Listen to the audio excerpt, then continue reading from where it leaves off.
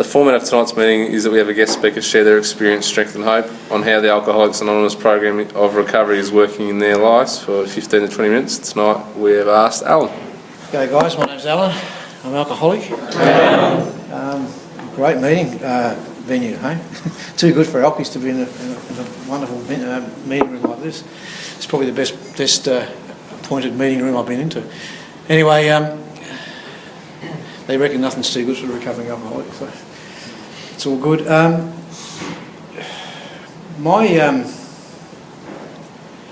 I got here, I was a little bit different from a lot of the. Well, I thought I was a lot more different than I was, but I was a bit different from a lot of other people because I still had a good job and I knew I was a hopeless drunk, but I didn't think that the second half of the first step applied to me.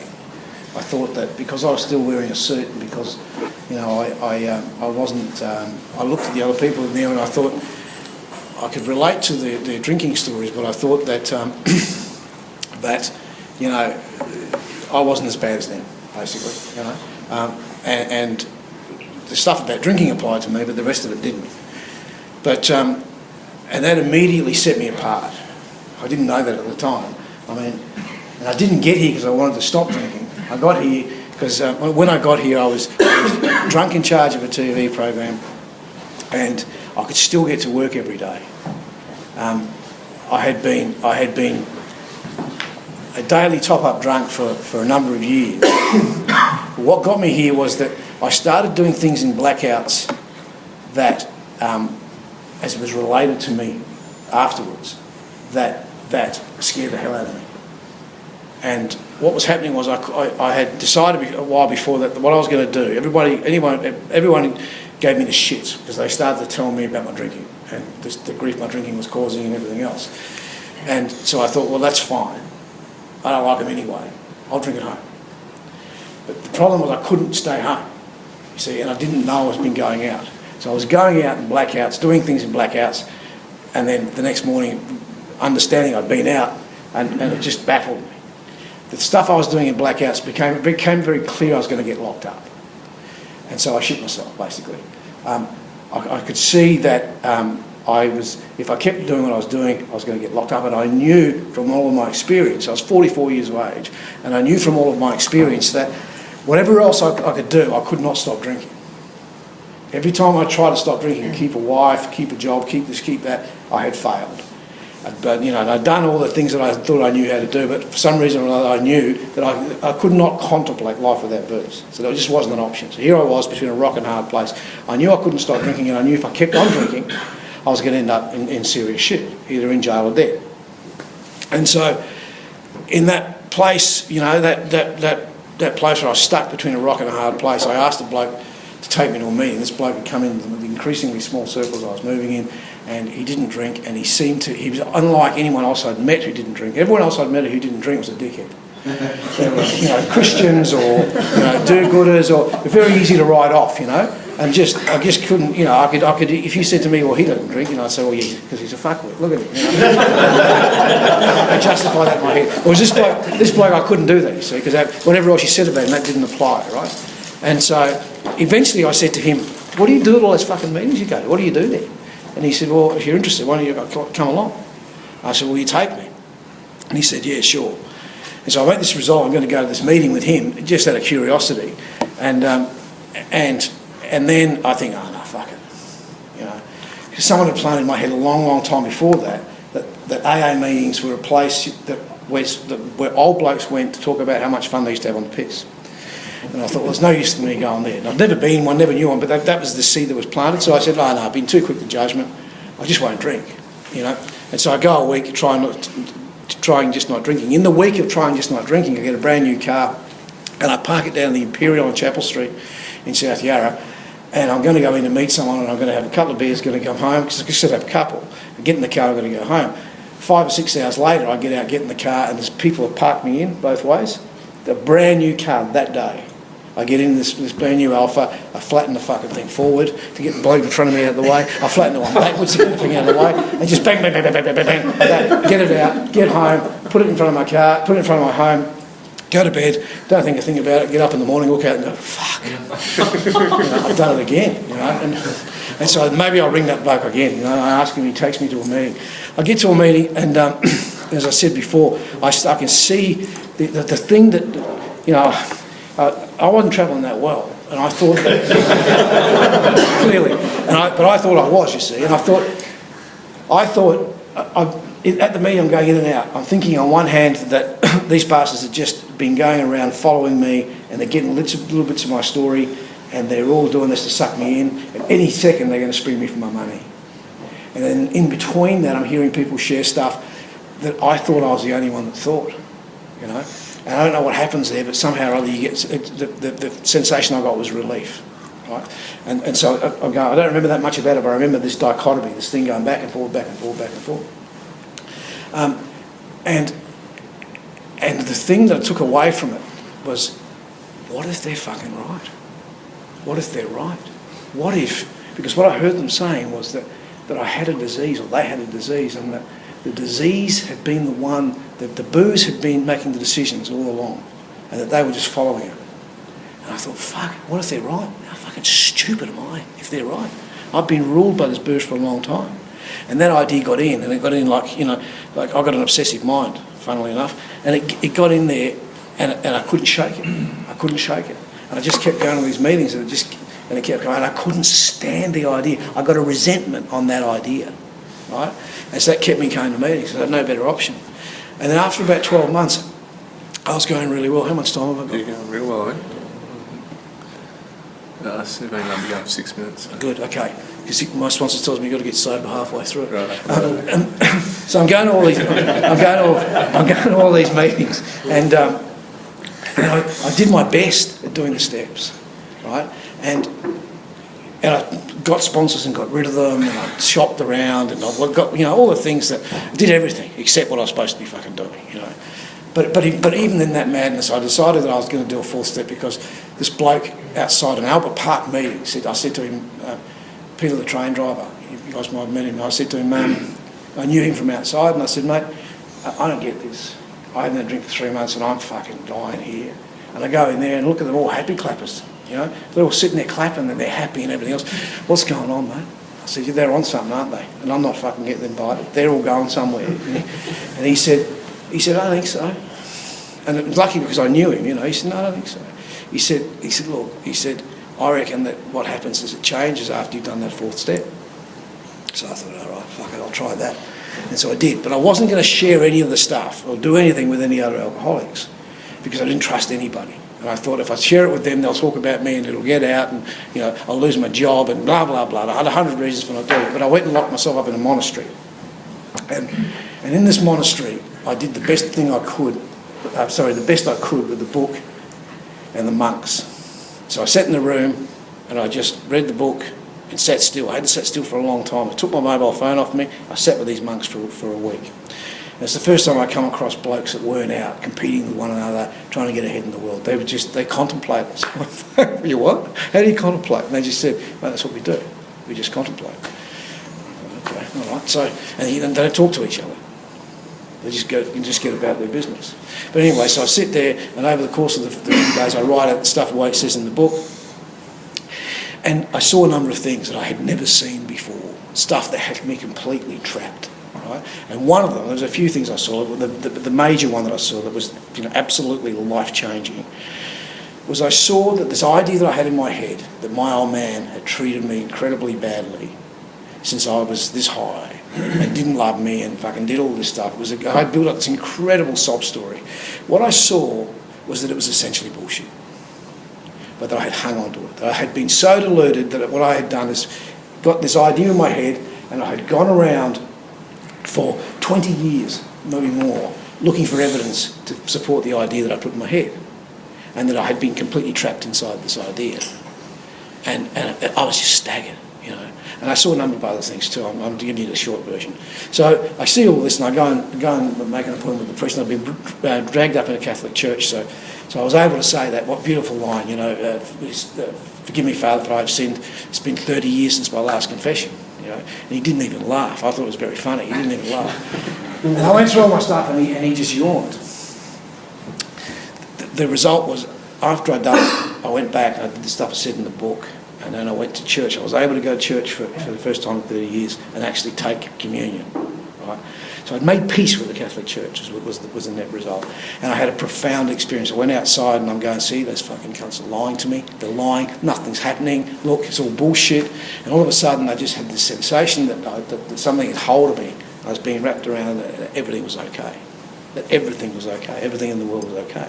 So I came out of there a couple of days later, a very different man from when I went in. And you know, being an alkie, I suppose, and being a particularly sick alkie, I thought I was cured. And I thought what I did was, and I've got friends in the room who'll testify to this, I went around telling everyone else how to do it, because I was fixed. And so I could tell them what to do with their lives, and how much better I was. No, you fuck, don't do that, you know. Look at you, you're doing this, and judging everyone and telling, you know, because I was fixed. Look at me, you know. And it goes on like that for a couple of years, and so I'm turning up to meetings thinking I'm fixed, and wanting them to talk about issues which will help me fix my life, you know, make my life go better, right? And of course they don't talk about it, so I leave the meetings in resentment, and it gets worse and worse and worse and worse. And 2 years later, I'm in a pit of untreated alcoholism, and I'm in worse nick spiritually than when I came in. Because when I come here, at least I didn't think I had all the answers. I knew I was fucked, right? This place, I think I've got all the answers. For me, it's the worst place I can go. It really is. Now, I get the idea. I'm going to meetings, old-fashioned meetings in the hills, and I'm hearing what they're saying. They're getting up and they're saying stuff like, I'm sober today. Let me see if I can get the exact line. I'm sober today because I want to be and I know how to be. And I'm thinking, well, I know how to be. I fucking know how to be. So I get up and I start repeating it. I start saying the same thing, and I start believing it. I start believing that I know how to keep myself sober. It doesn't occur to me that I'm suddenly no longer powerless over alcohol. Right? So I just get worse and worse and worse and worse. And the wife that the beautiful wife that I'm with today starts looking like the other one. You know, everything starts giving me the shits. People are annoying me. I've isolated again. I'm doing everything except drinking.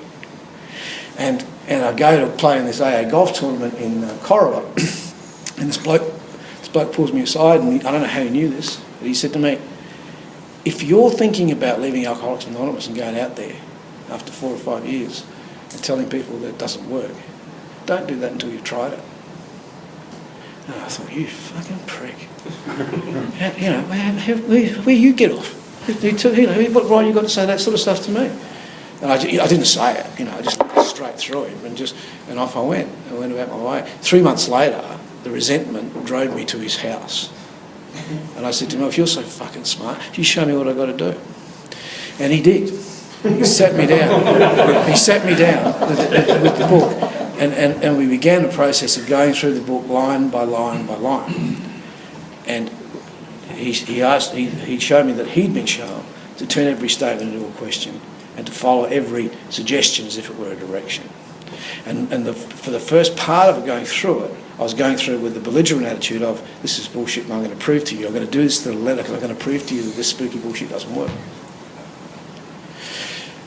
And I focused on what I was doing, and I had a profound experience. What I started to see, what I started to become clear day by day by day, was how fucking nuts I was. I started to see on a daily basis how I was going around the world trying to control all these things I had absolutely no hope of controlling. How I would get the shits if my missus behaved in a certain way, or someone who worked for me behaved in a certain way, or someone I was doing work for behaved in a certain way. It was almost like I could control them all, and if I could just line them all up, everything would be all right. And I started to see how I profoundly was of the view that I had to organise the world to get what I needed out of the world, because if I didn't do it, I wouldn't get what I needed. Somehow or other, I'd be singled out and treated badly, and it wouldn't go all right. I had to control it all. And it was a horrible thing to start seeing, you know. And I started to see the depth of it. And when I got desperate enough, I started, you know, I just kept pushing on because I didn't have any answers. And what happened over time was all of my little plans and designs got showed up for what they were. For example, I thought that I wasn't getting enough work, and I was $60,000 in debt to the tax department at the time. There was no fucking way I'm going to speak to them and get square about this, because I'll never pay the 60 grand off. You know, how many clients have got to see to get 60 grand? You know, it's never going to happen. It was cleared up in about a year, because I started letting go of it and stuff just started happening. And then I find myself sitting in New York City making a film with all these celebrities, and it was just one thing after another. And when I stopped focusing on what I knew wouldn't work and what I knew I couldn't do, all of a sudden, whatever was organising this had much greater plans and stuff for me than anything I could have imagined. And it spooks me a bit telling you about it, because I'm shit scared that by telling you about it, I'm superstitious that it'll stop, because it ain't stopped yet. And it just keeps happening. And the key to it is, I got told the story because what happens is I get scared and I stop good things happening to me. I start closing it off, and I start going back into my small way and organising all the world again. How much time have I got left? 5. Cool. Right, so I got told this story, and it made it all make sense for me, because it didn't make sense until I got told the story. And the story was basically, this is a design for living. This is not something that you do once. Because I've always thought that if I get through this and I do this, I'll be well and my problem will be fixed and I'll just go about my life and I'll be normal.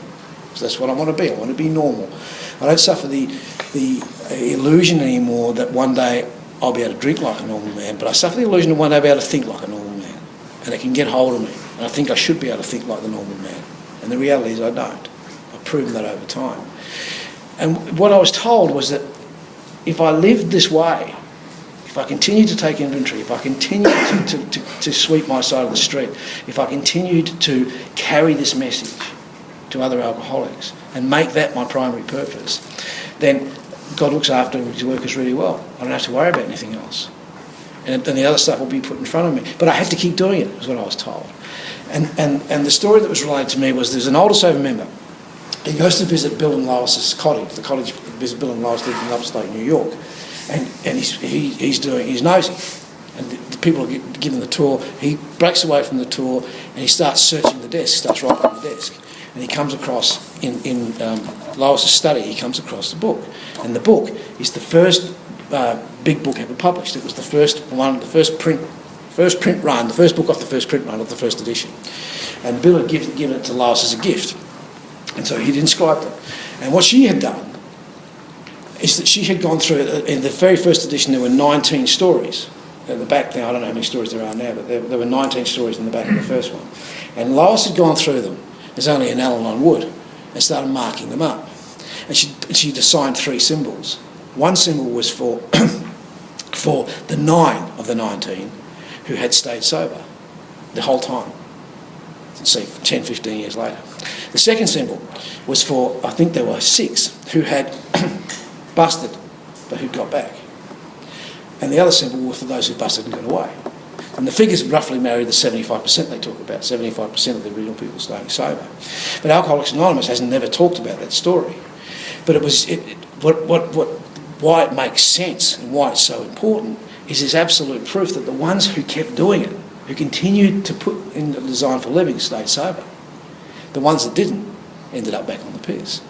Now, I don't know how much of it's true and true to the letter. What I'd suggest to you is to do what I do, is look really closely at the ones that don't make it, at the ones that bust, and talk to them about what they're doing and what they've been doing. I've yet to come across someone who's busted, who's thoroughly followed this path. All the ones that I've seen bust, and God, I've seen some people bust that, people who busted and died that are close to me since I've been here. The first bloke I used to put the chairs at with the Fran Sunday night meeting ended up dying of this disease. Tragically, just couldn't get it. But I've never seen anybody fall off who's kept doing it, who's thoroughly followed the path. And my experience, to me, proves that what I do is I try everything else first. But when all else fails, I keep coming back to this because it keeps working. I hope that makes some sense. Thanks.